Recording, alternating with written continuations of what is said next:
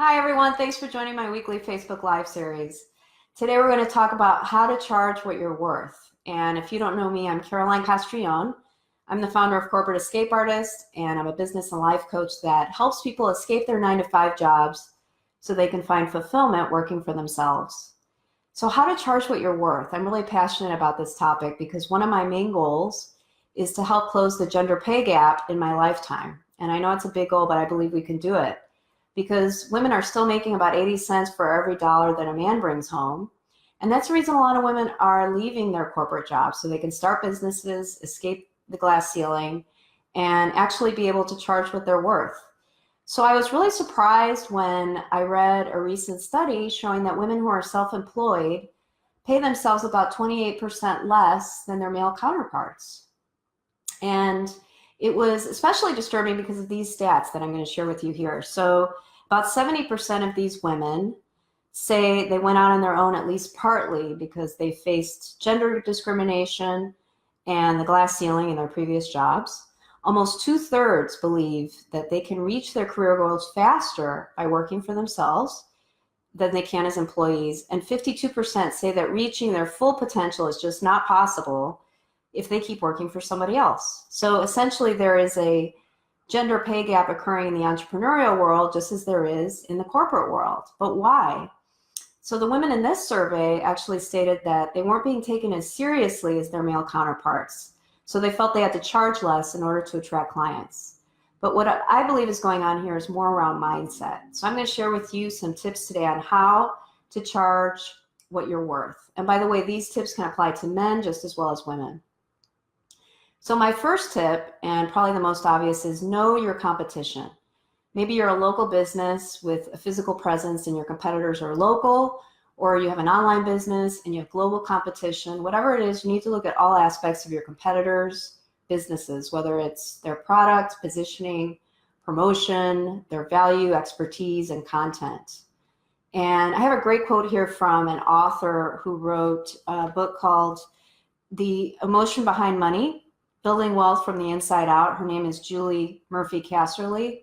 She says that I think it's important for women entrepreneurs to look at what their competition is charging. People won't hire you if your fees are too low because the perception is that you must not be as good as your competition. So consider that. And what you can also do is to survey your target audience to see what their appetite is around pricing. You can use survey tools like SurveyMonkey, or if you're a member of a Facebook group that encompasses your target audience, you could post a simple survey and get feedback that way.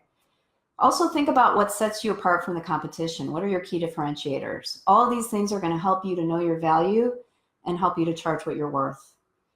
My next tip is consider your thoughts around money. What's your relationship with money?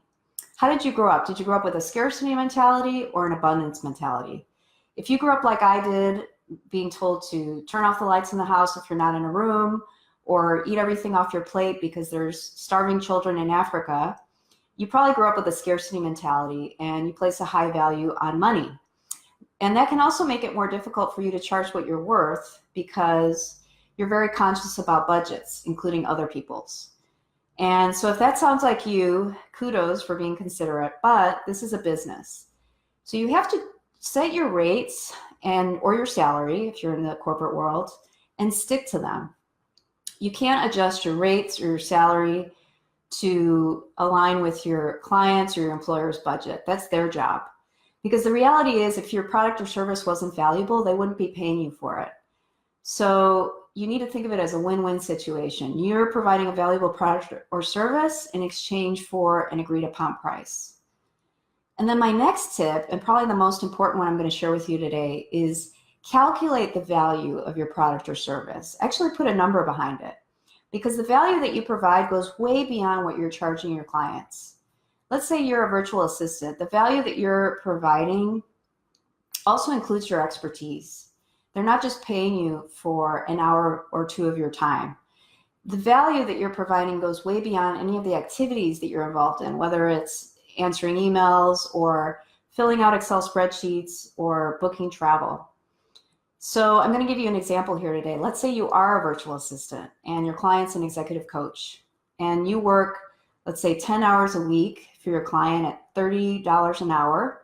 So that's about 520 hours a year, and that's $15,600 a year that they're paying you.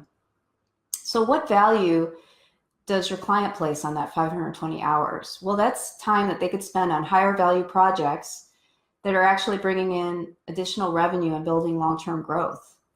So let's say your client, let's say it takes them 40 hours to land a new client, and the client for them is valued at around $5,000 in revenue on average. With that 520 hours, they could potentially generate an additional 13 clients a year, translating into $65,000 in revenue. And if you subtract what they're paying you, that's still around $50,000 in revenue additional per year. And that's not even including the stress and frustration that you're saving them, or the time that they might have, additional time that they might have to spend with their friends and family, additional time they could spend with their wife and kids. What is that worth to them? So next time you're creating a pitch for a potential client, have that calculation ready and ask them, what is this worth to you? It's a much more powerful way of positioning your value. And if you want more information on this, I'm going to include a link to one of Marie Forleo's blogs called The Mattress Method. It's brilliant, and I recommend you check it out. I'll have it on my blog at corporateescapeartist.com. And then my last tip is to be confident and believe in yourself.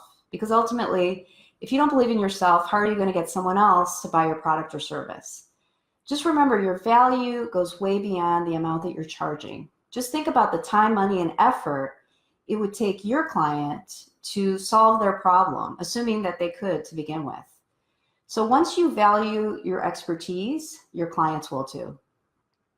So just go out there, boss ladies, and give yourself a raise because you've earned it. So I hope this information was helpful and inspiring. If you know someone who is looking to escape the corporate life, please reach out to me. I'd love to hear your story. I'm on Facebook Live every Wednesday at 12 o'clock Central, so you can find me there. And I'll have more information on this topic on my blog at corporateescapeartist.com. So until next time, I'll see you soon, everyone. Thanks for joining.